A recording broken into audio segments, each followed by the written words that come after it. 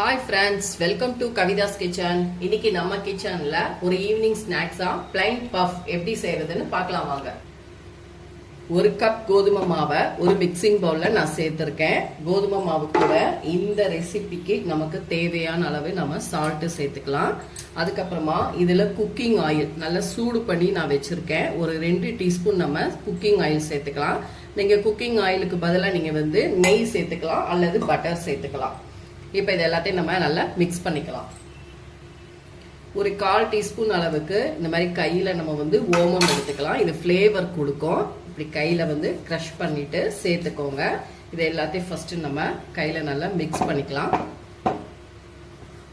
நம்ம கொஞ்சம் கொஞ்சமாக தண்ணி தெளித்து சப்பாத்திக்கு மாவு பிசையும் பார்த்தீங்களா, அந்த மாதிரி நம்ம மாவு பிசைஞ்சு எடுத்துக்கலாம்.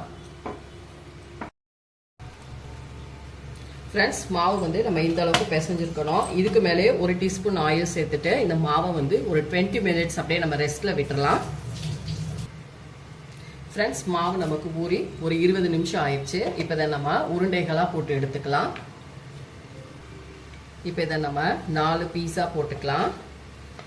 போட்டுட்டு எல்லாத்தையும் நம்ம சப்பாத்தியாக தேய்ச்சி எடுத்துக்கலாம். 1 by 1 நம்ம சப்பாத்தி தேய்ப்போம் பார்த்தீங்களா, அந்த மாதிரி நல்லா மெல்லிஸாக தேய்ச்சிக்கோங்க. எந்த அளவுக்கு மெல்லிஸாக தேய்க்கிறீங்களோ அந்த அளவுக்கு நல்லா கிறிஸ்பியாகவும் நல்லா கிரன்ச்சியாகவும் நம்ம ஆயிலில் ஃப்ரை பண்ணும்போது நமக்கு கிடைக்கும். இந்த மாதிரி நல்லா மெல்லிஸாக நீங்கள் தட்டி எடுத்துக்கோங்க. ஃப்ரெண்ட்ஸ், நான் 2 சப்பாத்தியாக நல்லா தேய்ச்சி எடுத்திருக்கேன். இதுக்கு மேலே நான் கொஞ்சமாக 1 டீஸ்பூன் அளவுக்கு பட்டரும் அதுக்கப்புறம் 2 டீஸ்பூன் அளவுக்கு குக்கிங் ஆயிலும் சேர்த்து நல்லா இந்த மாதிரி க்ரீமியாக மிக்ஸ் பண்ணி வச்சுருக்கேன்.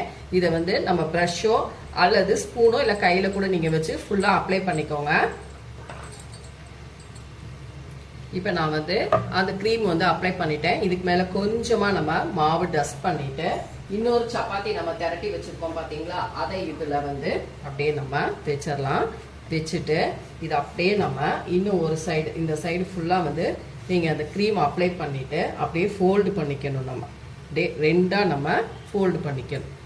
அதே போல் இந்த சைடும் நீங்கள் அப்ளை பண்ணிக்கோங்க. நான் கையிலே அப்ளை பண்ணிக்கிட்டேன். நீங்கள் சிலிக்கான் ப்ரஷ் இருந்தால் கூட அதில் அப்ளை பண்ணிக்கோங்க.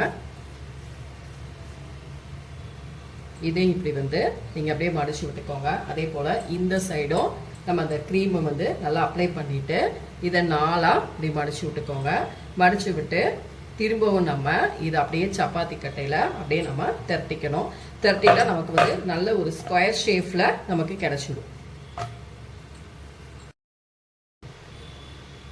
ஃப்ரெண்ட்ஸ், இப்போ நம்ம இதை கட் பண்ணிக்கலாம். நான் ஒரு நைஃப்பில் கட் பண்ணிக்கிறேன். நல்லா ஸ்கொயர் ஷேப்பில் நான் கட் பண்ணிக்கிறேன். கட் பண்ணிட்டு இப்படி கிராஸாக இந்த சைடும் நம்ம கட் பண்ணிக்கலாம். இப்போ நான் உங்களுக்கு எடுத்து காமிக்கிறேன் பாருங்க. இந்த அளவுக்கு நீங்கள் கட் பண்ணி எடுத்துக்கணும். அப்போ தான் நமக்கு ஆயிலில் ஃப்ரை பண்ணும்போது நல்லா கிறிஸ்பியாக நல்லா லேயராக வரும்.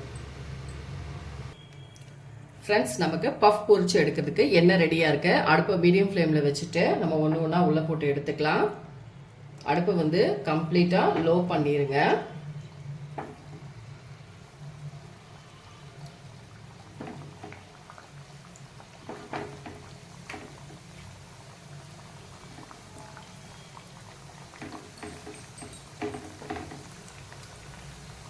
இப்போ நல்லா வெந்து மேலே வரட்டும். அதுக்கப்புறம் நம்ம இன்னொரு சைட் திருப்பி விட்டுக்கலாம்.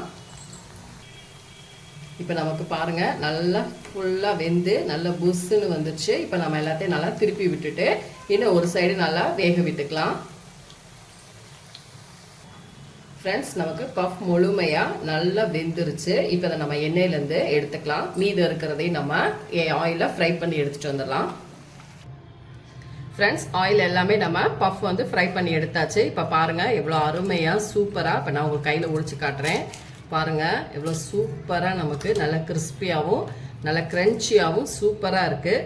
கண்டிப்பாக நீங்கள் ட்ரை பண்ணி பாருங்கள். இந்த வீடியோ பிடிச்சிருந்தா லைக் அண்ட் ஷேர் பண்ணுங்கள். மறக்காமல் கவிதாஸ் கிச்சனுக்கு சப்ஸ்கிரைப் பண்ணிக்கோங்க. ஃபேஸ்புக் இன்ஸ்டாலையும் ஃபாலோ பண்ணுங்கள். மறக்காமல் பெல் பட்டனை கிளிக் பண்ணுங்கள். அப்போ தான் நம்ம போகிற வீடியோஸ் எல்லாமே உங்கள் நோட்டிஃபிகேஷனுக்கு வரும். பாருங்கள் நல்லா லேயராக எவ்வளோ சூப்பராக இருக்குது. நம்ம பேக்கரியிலலாம் வாங்கணுங்கிறதுல நம்ம கோதுமை மாவில் நல்ல ஒரு ஹெல்த்தியான ஈவினிங் ஸ்நாக்ஸ் தான் செஞ்சுருக்கோம். டீ டைம் ஸ்நாக்ஸாக கண்டிப்பாக ட்ரை பண்ணி பாருங்கள் ஃப்ரெண்ட்ஸ். அடுத்த வீடியோவில் உங்களை சந்திக்கிறேன். தேங்க்யூ.